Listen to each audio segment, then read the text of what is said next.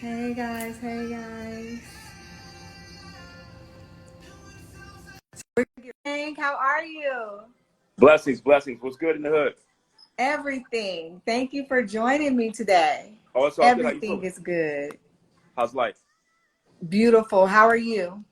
I'm good, man. Finishing up some work and, just navigating through the quarantine. And, I finally got some nails done. I feel like a girl. You know what I mean? Yeah, Had the nails. I got mine Let done me too. tell I you. got mine done. Let me tell you. I went to the nail salon and I had the toes. The toes looked like I had been in I don't know, it's a bad horror movie or something. Let's keep it right. Ladies, you guys want the nails and the toes done right too, right? It's very important, P. Right, Frank. right. Very important. Yeah, yeah. So, let's keep it everything. I shave every now and then, so it's good. You feeling better I now? feel much better.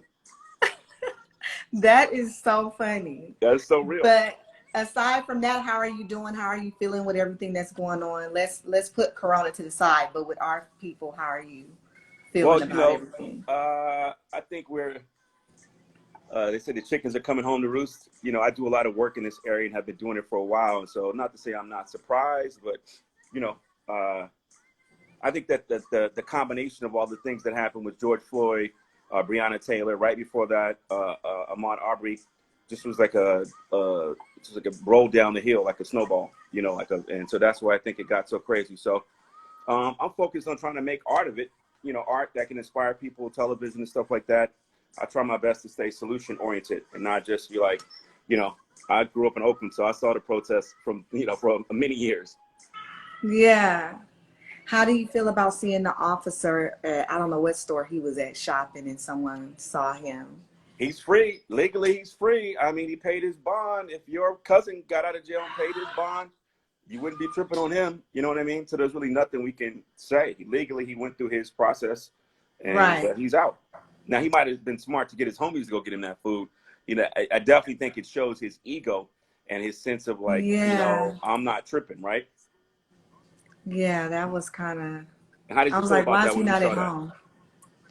Yeah. But you know what? I'm feeling a little better today. Okay, okay. I have a son, so I have two daughters and a son.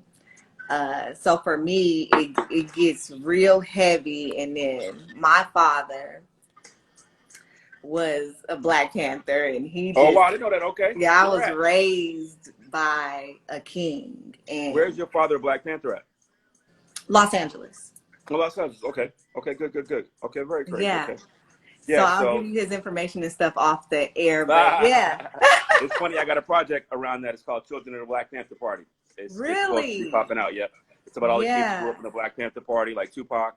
Shout out my boy Money B, Khalida, who else? Kyla Pratt and her family. All of them are children. Actually, Lady Rage is part of the crew as well. That's beautiful. And now we got Keisha Nicole. Now You we didn't have even know. Keisha Nicole. It definitely makes a difference in what you are taught when you are being raised. And Hmm. I never depended on the school. When I see people online like the school doesn't teach us, the school does, I'm thinking to myself, I don't remember the school ever teaching me anything real. It all came from home. Right, of My course. history, everything came from home. And I think that's important. And I think we need to stop putting so much on the school, like, and Correct. relying on the school to teach our children facts and truth. Right. So And in Oakland, that's, we had our own schools. That there was a Black Panther school in Oakland that we started. I know some of the teachers from there, and I think even Money B went to school there. So we weren't waiting on somebody else to tell us our stories. It's like my job. Half the time yeah. I got to play this Hollywood game, and the other time I'm trying to just force us to tell our own thing and not have to kiss their butt. And it's like, isn't it like tug of war sometimes with yourself? It's so many days where I'm like, do I really feel like dealing with this industry today? And I'm Right. like, if I'm not there, who's going to change anything? Right. Yeah, you Who's got to you going to got to do be it? at the front of the line. And I always say, you can't be a passenger in your own life, in the car of your life, right? You can't. If you want to get somewhere, somebody got to drive it. And if you want to go where you want to go, then you're gonna have to get in there and go through some traffic. Somebody might flip you off. Somebody might be driving slow that day, or people driving faster than you. So you got to do your own thing. Yeah, yeah. Hi, Angela. Oh, I Hi, can't see any of these she's comments so here yet. dope. You can't see the comments? No. Hi, Jasmine. You probably have yours turned off. Hi, Chapter Mm, 38. Hey, Eve Bond. Hey, Virgo Girl. Hi, Jules Creation. Hi, Victory Lab. Okay, so let me just introduce you properly because Okay. we went right into um, everything that's going on. So, everybody, this is P. Frank. I've been following him for a while. He is a film producer amongst a lot of other things. One of my favorite shows, Unsung. So, and a lot of Google him. Please Google him. He's super That's how they dope, do it now? super down to Google? earth, and he's It's a hilarious. Gemini. So he's Gemini life. Nations, what up? He's life. Yes, So Gemini's life. I decided to interview him today because I feel like he had a lot to say. One, about what's going on in the world and how we should be directing our art right now, which is Right. very important. Today I was living with Beyonce's new single. Black Parade. Yes. Okay. And I played it like 10 times back to Uh-huh. back to back. And Oh, I bro, you just was feeling couldn't good? Okay. believe how open and like the lyrics were just beautiful to me because that's like real life for me. Right. Like, you know, It's good that she's not on there like, talking about her car and balling and hanging out and being, we don't want to sassy and hear that sexy. right now. Yeah, we don't want to hear the Savage remix right now. We don't want to hear it. And we want to hear things that's good for our soul, and we want to hear truth because it resonates. The truth resonates. So it's very important that we hear those things from our artists. And we're hearing that from a lot of our artists. Okay. I don't really even know what's going on with artists that aren't doing that because I don't But really some listen to artists are artists. afraid to, I was watching The Last Dance and it talks about how Michael Jordan was always sort of afraid to put himself out there in a political way. And even till today, a lot of the artists feel that they're going to mess up their brand or they're going to mess up their money by speaking out. But I think now, today is the first time since I've been in the game for 25 years plus that I see artists who are willing, I saw some insecure artists and different people, Beyonce shouting out to her again. She literally wrote a letter to the people in Kentucky or wherever with Brianna and she had all the receipts. She obviously knew what was going on. Kim Kardashian, you can say whatever you want about her, but she has been, involved in getting Consistent. people out of jail and not Mm-hmm. just being cute. And so I think it's the time to stand up. And your art, if you look at the 70s, the Black Power time, James Brown, Aretha Franklin, a lot of the 70s funk groups, I'm Black and I'm Proud, all these kind of songs talking about hair and Afro were making art and life about things that were going on. And so you can't ignore that and just think that it's because you can't go to the club and pop a bottle right now. So you're gonna have to Sure can. You you're sure you're can gonna do have to that. watch this Well, I don't know George about Floyd video. Atlanta, but I know Yeah, here you can't. You can't do that right. here. Okay, okay. Yeah, no, but I mean I think that you gotta be a fool not to be in tune with that. And if you're not, then and it's a trip to see for me, I like what's his name? What's his name? Not Jimmy Fallon. What's the other guy's name? The other host on ABC? Jimmy the comedian. He got a Yes, whole thing yes. about blackface, right? He got into a lot of trouble because he had done some stuff. And I'm not saying he's a bad guy. I've been around him. He seems like a pretty cool dude, but people got to understand that shit is real, and sometimes people take the stereotypes and all of that for granted. And it's time to call them on it. Yeah, it is. It is time. Hello, Sophia. Um, it's funny you mentioned Black and Proud by James Brown. I have the Mm-hmm. funniest story. So when I was growing up, I danced for 20 years. So I danced for a lot of people in the industry. Oh, wow, And okay. so, I didn't know that about you. That's why you're yes. still so slim and trim. You ain't got the, extra 30, 40 that everybody got. You know what I'm saying? Yes. So one day they had this dance competition in Inglewood, Okay. and I wanted to dance off one of Mary J. Blige's songs, and my dad was like, he was my manager at the time. You're dancing off "I'm Black and I'm Proud" by James Brown. Oh, And I'm such a 13. I'm like, get out of here. Like, I don't want to dance off of right. Black and I'm Proud by James Brown. Although I love the song, I just felt like, why are we doing this? Anyways, he was my dad. He won. He Okay. made me dance. And how did it go? Oh my God. I Right. won. I won There the you go. competition. The crowd was going crazy. I was like, what? And it opened my eyes to see like more people did not, we love hearing about ourselves. We love ourselves. And if we just push that a little more, like you said, some artists are afraid Uh-huh. to speak up or to say something. Like I was 13, that song had been out long before I was alive. And it Right. was kids my age at that competition, you know, and the crowd was going crazy over that song and chanting the words to the song. So although I may not have thought my peers knew the song, they Right. No, I mean, I did. think that the message is timeless, right? There's no way Yeah. you can get past the message. So I appreciate that. Yeah.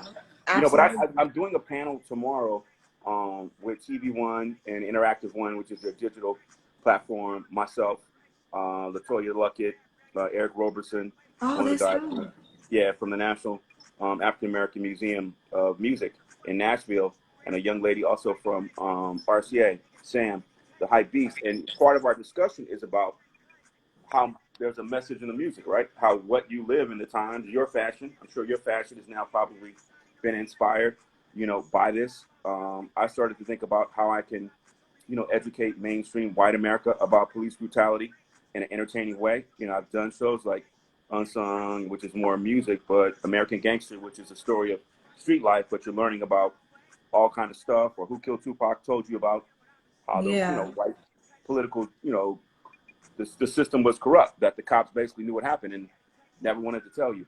So I'm just trying Yeah. to find a way to put this stuff into a teaching method, not just a whole bunch of protesting. Yeah. I'm really proud of us though right now. Cause we Oh yeah, said, damn quarantine. Everybody, I said it's millions of people across the world outside right, marching and protesting right now. And I had right. done it so many times before, and I was like, I'm gonna do it a different way. I donated to certain causes and stuff like that. But I'm really proud of us. I feel like it's a little more aggressive than what it's been. I love the fact that it's so multicultural, that there's so many young Yes, people, there's people, that white part. people, and we calling it the white guilt. We've been talking to me and some of my people that I'm working with. I work with Ben Crump as well. He and I did Who Killed Tupac on A&E, and so this is the time. And we calling it white guilt. We trying to take white guilt all the way to the bank, because the white guilt, we talking all of that. We want to make stuff great. That's great. You want to give $100 million Nike? Let's go spend that money on some programs. Hollywood production companies, get out of your little bubble, thinking that everything is about your white mainstream, suburban life, and make sure that you Yeah, put some of this stuff, your clothes or my art on TV or in the stores. exactly.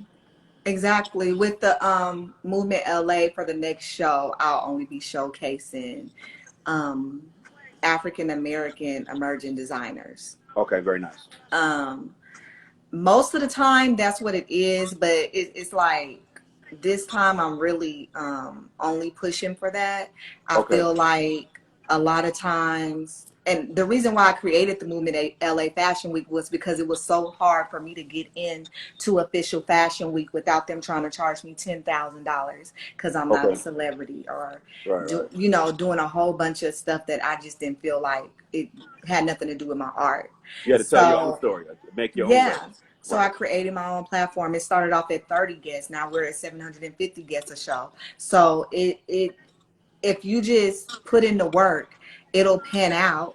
I just think that we're at a space where we're excited to support one another. I don't think we've right. been there before. I think there's Okay. always been I don't know, and Well, I'm sure I'm seeing a lot more. Here's a guide to all of the black restaurants in LA, guide to Black in the Valley, how to eat mhm. a burger and not, a white man get 5 cents. There's every guide popping up. I think we are definitely supporting ourselves. And even in my world, in terms of, my boy Ricardo put out a thing the other day about black editors, and it caused the whole brouhaha. A lot of black producers sent a letter to the Producers Guild. And so, I was on the text and call with a few people that I work with, and I had to call out some of the guys who, I'm blessed because I sort of work in my own company, but I also work for these white mainstream production companies as one of the few Yeah. African American men there. And I was telling a few of the guys I work with, I'm like, I'm proud and I'm thankful that you got me in there, but you guys don't really do anything. You don't care. You're just a bunch of white boys doing sometimes black content with no idea about what you're doing, and Yeah. that's shameful. And so sometimes it takes, I know Reggie Hudlin told me, um, it takes certain people in the room to talk to them so that they feel be able to take the message. Sometimes I think this has been one of the few times where it's so loud from the outside that they can't ignore it, right? They can't ignore it. They can't ignore it right now. It's Right. impossible. Right. It's impossible to ignore, because what they don't want us to do is pull back our black dollars right now. Right. Well, they want that money. I mean, that's They why the want the Gucci business, money. you know, And I feel they had like to it's jump very into that. important that we know that. It's not about Yeah. us. It's not about us. No. It is about their money. They don't want to lose in that arena. That's Right. what it's always been about. Uh-huh. No, it's true. I mean, it's all, you know, I got a friend and he said,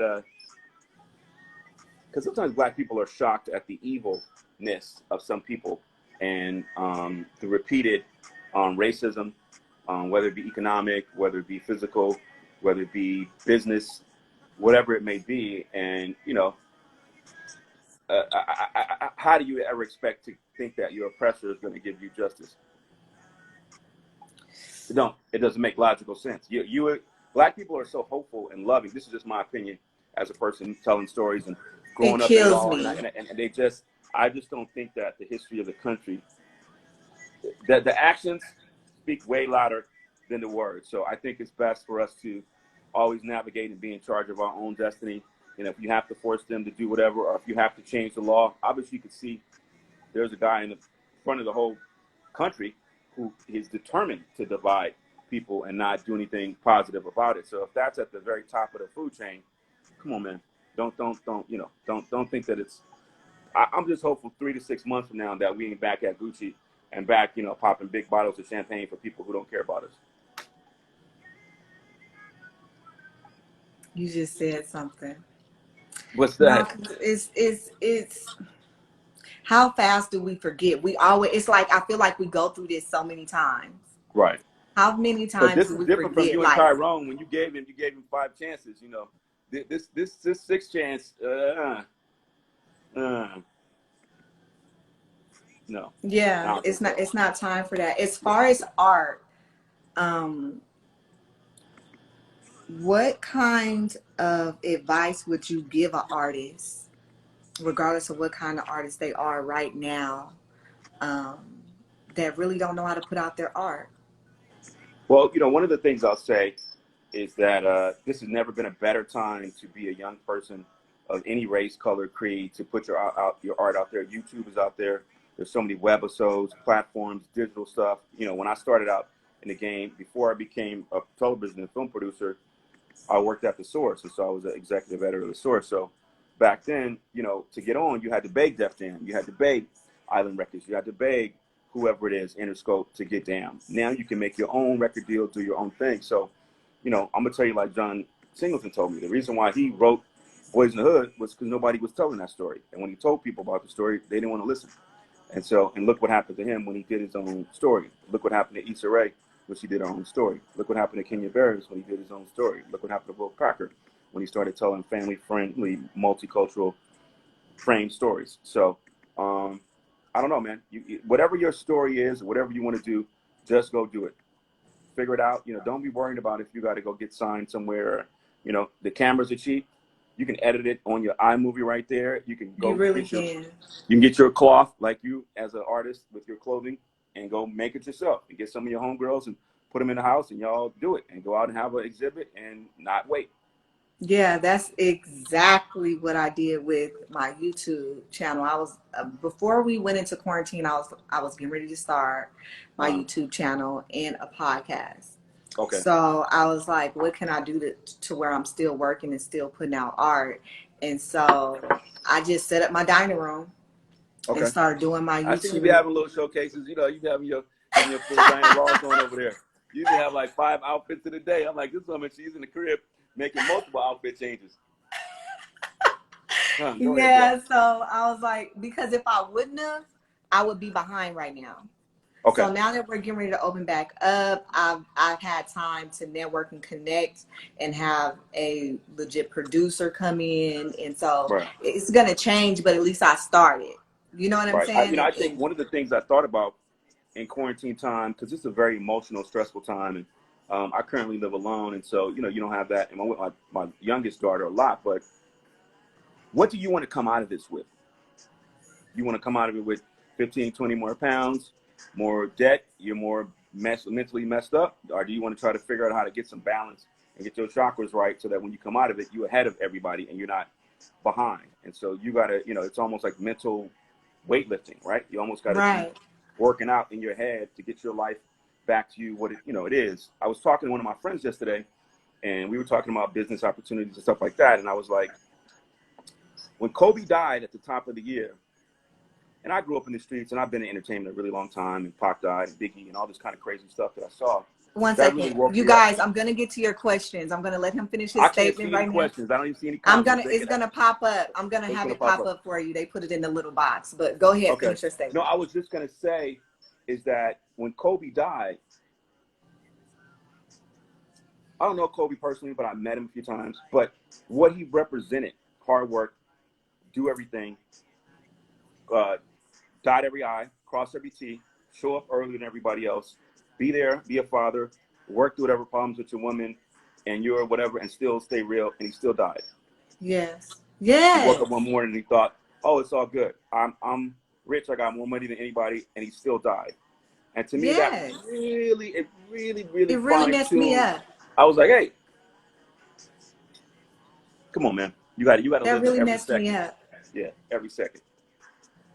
And it doesn't happen often because I think, especially with growing up in Los Angeles, we become numb to so much. Okay. The first time it really messed up was with my father. He was only 43. Oh, damn. Great father, very involved, mentor in the community. Like, why him? You Right. know? Right. And then with Kobe, Right. and it really messed me up. Well, because That you really guys from messed LA, me that's up. your icon. That's your dude. That's you know, Yeah. it's like, ah, right? Yeah. No, Yeah, it was bad. seriously. Yeah, So it was let's bad. get to some of these questions. Let's go, Okay, let's no go, problem. let's go. I Okay. can't see them, but you know, Can you see them? nope, it's all good. I'm not sure Oh, why. Yeah. okay. Virgo Girl says, what do you believe the industry is missing? I think we need more control over our art from top to bottom. And that means that from the person who makes your clothes, or the person who shoots the stuff and goes out and brings it in and edits it, produces it, and green lights it at the studio, we need to control our stories from top to bottom. We don't have enough control to do that. And we also aren't being able to see so many different things.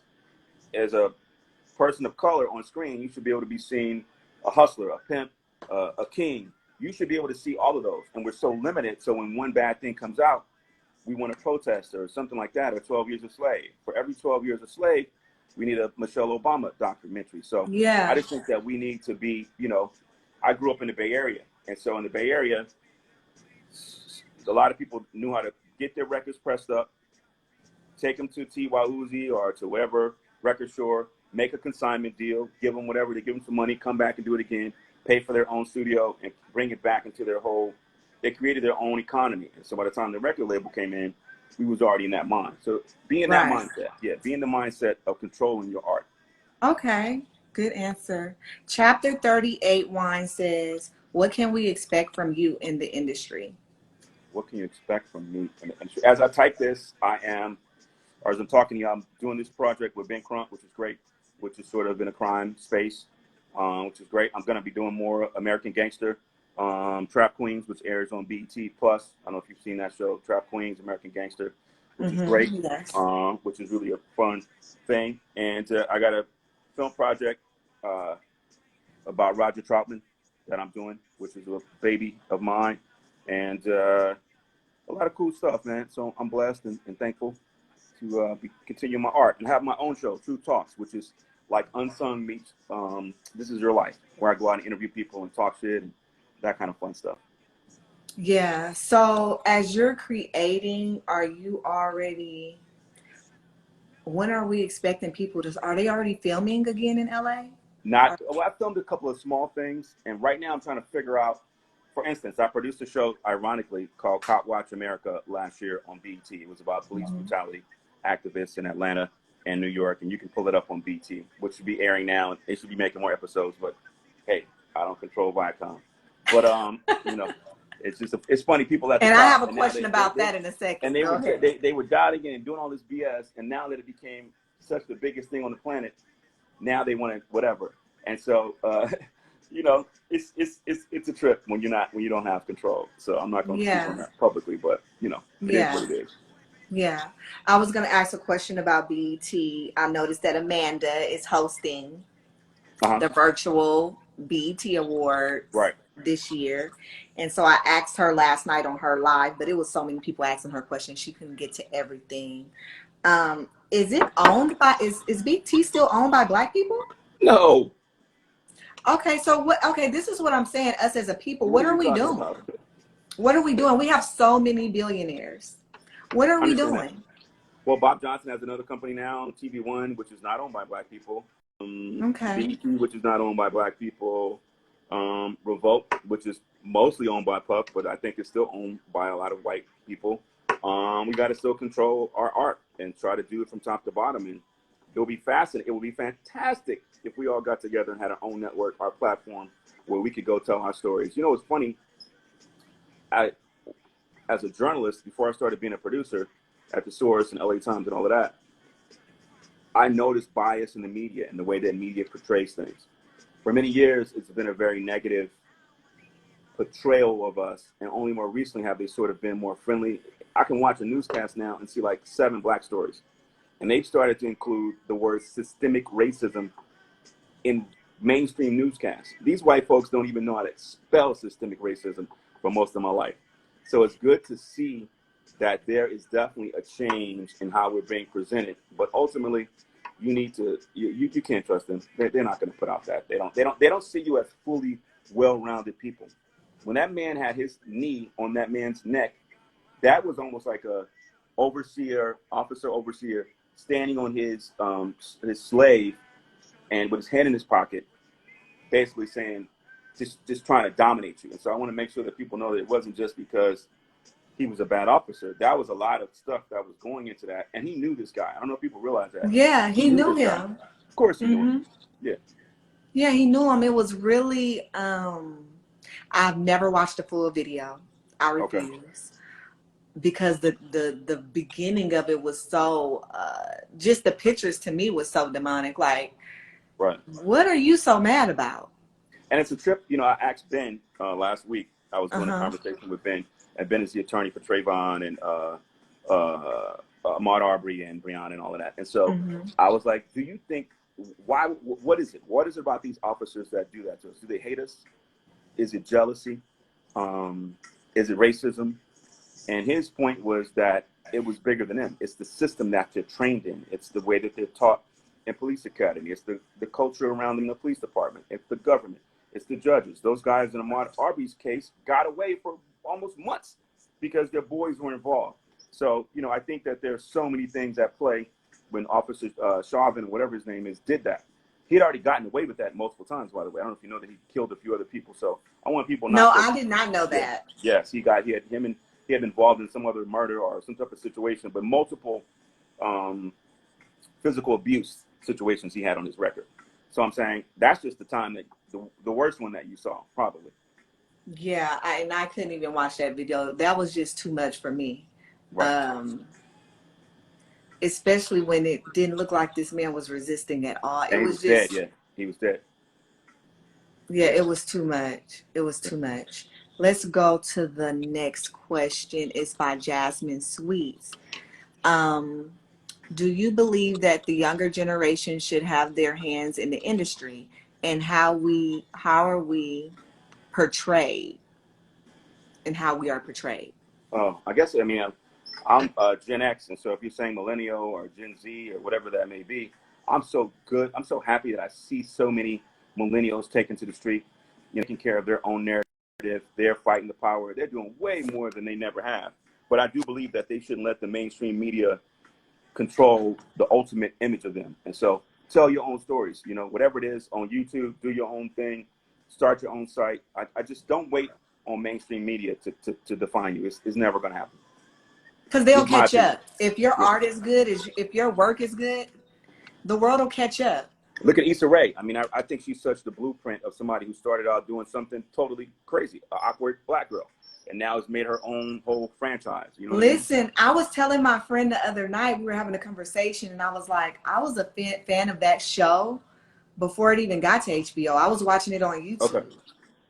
Why did you Yeah, like it? why did I like it? Yeah. It seemed really realistic. Like, I Like know that was you. it was sometimes filmed badly, you know, it's Right. beginner stuff, but it was able to hold my attention. Right. The episodes were only like 15 minutes, you know, and it was really I don't know, it just seemed really realistic, Yeah, she but told her not own story, reality which was sort TV. of your talent. You know, a story that you might not see on ABC or NBC or Yeah. CBS, right? That was a story that somebody who looked like you and all of those things. So it's good. Yeah, so I really did. I love, and even now I love her show now. I Okay. think now I love it because it shows so much of Los Angeles, and it makes me feel like I'm a part Okay. of the show. I love her artwork. I love the storytelling. Do I wish it was an hour show? Yes. Like, she keeps going off on us fans on Twitter, like, leave me alone about this hour. I'm not doing it. Yeah, it's a lot of work. Who's going to edit that and pay for that and film that? So y'all take this 30 minutes and keep it moving. Let me see. Beauty Shot says she's like an everyday girl. Relatable. Yes, that's really why I liked it. Okay. That's what it was. It wasn't untouchable. And it was like real life stuff that happens at your 9 to 5 before you're actually, you know, when you first start doing your art and you're still working your 9 to 5, there's things that you go through at work when you like, I cannot wait till I can walk away from this job. I remember when I first walked away from my job, I was so Okay. happy. Okay. I was so happy when I walked away from my 9 to 5, but I never, and a lot of times when we go to these panels and we go to these brunches and stuff and we hear these beautiful stories about how these women or men start with $30 and then they become super successful. Right. I can't speak for no one else's story and anyone else's story that I know that it was just that simple. You That's know, it's just so how it funny. happened. I was telling my friend a couple of weeks ago how Uh-huh. I'm not humongous, but I'm a bigger black guy. I think you've seen me a few times, and so Yeah, I'm yeah. bigger. And so I often, to not make white people feel afraid, I try to make myself smaller so that they don't feel intimidated. And it's a weird thing to do because, you know, people will do little stuff like a white one, like, "Oh, hey, what's up?" And you're like, hey, or whatever. And you don't want to be like, you know, the small, skinny guy that worked with you, and he's like, "Oh, hey, big man, what's up?" That's like, "Hey, well, oh, yeah," you know. And everywhere I go, like if I'm at the party with all of the people that I work with, and there's 5 black people out of 250. Oh, and then some people don't know, be like, "Hey, are you a basketball player? Are you here playing sports or whatever?" And then some of my homies that I work with be like, "Oh man, I'm sorry, you got to deal with that," because they're sitting watching, like, damn, that's what people think of you when they meet you because whatever. So I think we go to our own different sort of battles. You know, whether you work in a fashion place or a television company, it's still the same thing, just in different formats. It is, and that's and I know some sisters have that, some black women that go through that, but that's something that I'm hoping that we get away from. That we care less about making other people comfortable and more about ourselves being comfortable. Right. Uh, We want to I be never comfortable in got our own into skin. it. Yeah. I never really had to really get into it, but I've seen it happen to like friends of Okay. mine Okay. where I pull my friend to the side, like, don't act like that just to make her comfortable, or don't, you know what I'm saying? But Right. it's a real thing. Like, I see it happen a Right. lot. No, it's true. There's different battles, and we all fight different ones. So. Yeah, I see it happen a lot, which really sucks. Let me see here. Is there any more questions? Let's see what Nidra says. Let's not turn our eyes towards these companies that really don't care for us. I agree, Nidra. No, it's true. I mean, you got to make sure they're supporting you at the end of the day. You know, whatever Nike is saying now and Michael Jordan is trying to say now, or, you know, or Viacom or whoever it may be, you got to make sure you be on top of them and follow through with that. You know, I can see right now where the NBA is like, we're going to make some money this year. We, you know, y'all Negroes going to get out there and play some basketball. If we have to do something and put y'all all at a health risk, we don't care. Y'all going to get out there and play something. And the ball players are probably like, I got to try to get my money too. So, I mean, I guess I get it. Yeah. So you think that we're ready for the NBA to come back? I'm personally ready, but I don't know. I just saw one of the bigger Dragic, or one of the big players, tested for COVID, and I don't know if he'll be well by then, and by the time he might not have it. But I'm like, he's one of the best players. They're just gonna put any random dudes who don't have it out there just because you want to do it. So as much as I want to see my Warriors play, I still want everybody to be safe, you know. And I can't go see Raider Nation. We're supposed to start in August, and we got a new stadium, and so I'm not sure. I gotta have on 3 masks out there because those people are everywhere. I'm like, I need a body mask for that motherfucker. Wait, was you at the Juneteenth situation in Leimert? No, I didn't. No, You I wasn't didn't? there. No, I was out in Sherman Oaks with my boy Juhan Jones, and I was trying to navigate and not to get too close to people. We almost went to the food It truck. was And a like, lot. a lot, right? It was a lot. Okay, that was the first little situation I went to since the quarantine, and I can't do that. Okay. I can't do it. I can't. It was too many people. It was just. Well, let me ask you this question, and I think that I'm gonna probably get in trouble for this, and I'm just being completely honest because I do think you got to sometimes is it philosophy? What I'm saying, the greatest good for the greatest amount of people. I forgot if that's whatever that is, that theory. A lot of people are going to have to die for people not to lose money and become homeless and be living on the street. And they're going to have to die, and they're going to have to sacrifice their lives, older people and whatever else, because you are balancing making it safe and also making sure that people survive. And it's a very tough thing. I'm not trying to talk like a Republican, that money is more important than people, but that at the end of the day is the brutal reality of the system. Some people, I was driving yesterday, and I went through Van Nuys, then I went to Beverly Hills, and there was like 30 to 40% of shops in both places closed. A lot of people lost a lot of money, and people are struggling very, very bad. And so, you know, I would hope that people be smart, that if we do have to start the economy, just protect yourself, be wise, you know, and protect your family. You know, if you got older relatives, or even now, I saw a spike in the South, like under 45 years old. A bunch of people was getting it. So That's really sad. What's crazy is that it was such an amazing and beautiful Juneteenth again, probably the biggest one we've had in LA. My mother's family's from Houston, so they've been celebrating it her whole life. But so I was proud to see so many people out, but definitely didn't look safe. Well, I mean, definitely didn't look like something we should have been the last few weeks. I mean, if you saw that, I mean, come on, man. That you got to attribute some of the spikes to that, and people getting tested, and I don't know, man. It's a really tough situation. And I can't lie. I'm like, I got to get back to work. I got bills. I got money. You know, I have to do. I'm not sure. You know, I really don't. I can't stay in the house all day and night. It's not gonna work. Rent is still due. Yep.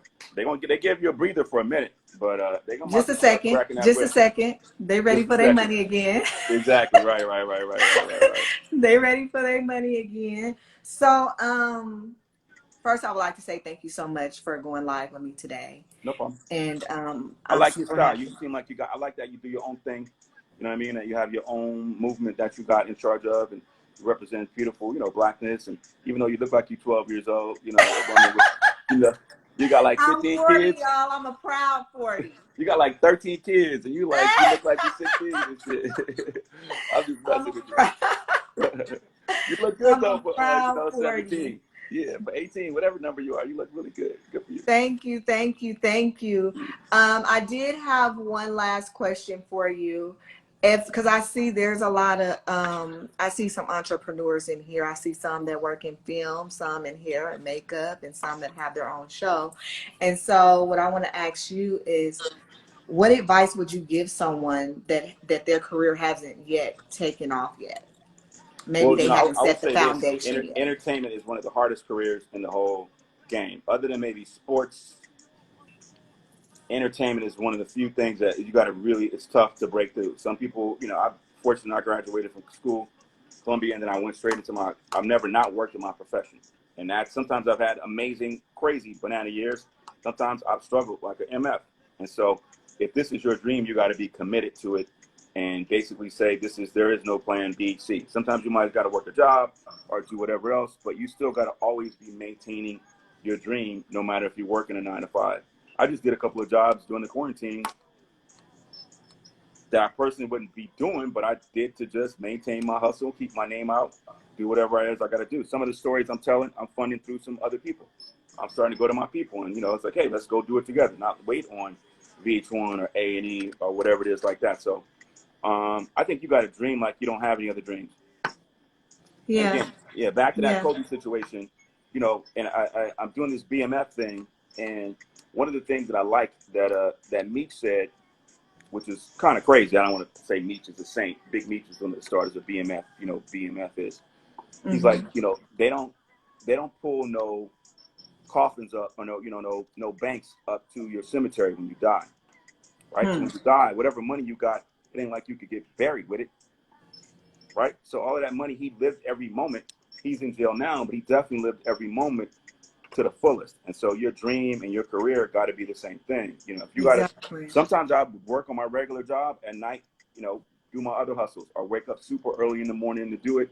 Sometimes my daughter or my kids have to suffer, because I've been gone. So I don't know. If this is your dream and you really want to do it, then there is no, right? Yeah. Even if your parents don't got money and you didn't get a head start, or you don't know anybody or whatever, I always say to people, if there's a show that you like, or a fashion designer that you want to work for, you go look on the credits of that show, who produced it, find out what it is, send them a letter, say what's up, I want to intern, or hey, here's my fashion line, how can I hear some of my prints, let me find somebody. Don't again, I just keep saying it, you can't be a passenger in your own life. It just, Right. it doesn't work, because then you're going to be in the passenger side like, hey, can you go over here? No, I want you to make it. And then if you're driving, you can drive wherever you want. Exactly. Exactly. I totally agree. Well, keep shining, King. We see you. We support everything that you're doing. You turn And it you a up. Gemini, so I fucks Yeah, with you. Gemini season is over. This Cancer, It's over. these It's moody Cancer Cancers about to season. come up in here. It's My Cancer. Shout daughter's a out to the Cancer. Cancers in the building. I think Jasmine's a Cancer. Shout Shout out out to to the you, Cancers. Jazz. With y'all crazy, moody self. You love me, then you hate me. Then you don't want to talk to me. Y'all worse than a cat in this Emmy.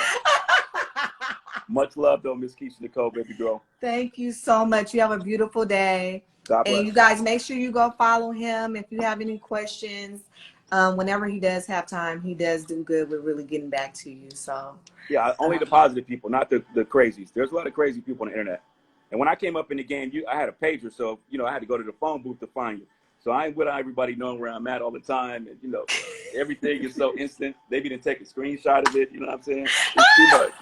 Too gangster for you. That's too gangster for TV. okay, well, his email, he might have a contact on that Yeah. profile. You might want to go the all professional way. He not rogue. You might want to go the professional Nah, it's good to way. say what's up, as long as it ain't crazy people. Too much. Yeah. Thank you so much. I look forward to speaking to you about my dad, etc. So Peace and love. peace and love. Bye. Peace.